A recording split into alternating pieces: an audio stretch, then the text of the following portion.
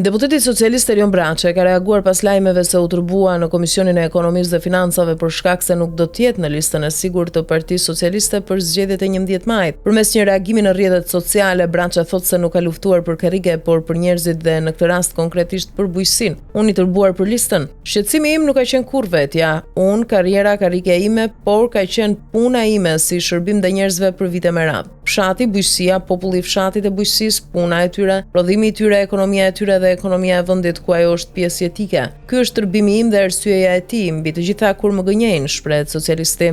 Pas takimeve me ministrat dhe drejtuesit politik të qarqeve, kryesocialisti Edi Rama ju drejtua mbledhjes së grupit të Partisë Socialiste ku u bëri të qartë të tijve se me zgjedhjet e ardhshme do të ketë një reformim të grupit të Partisë Socialiste.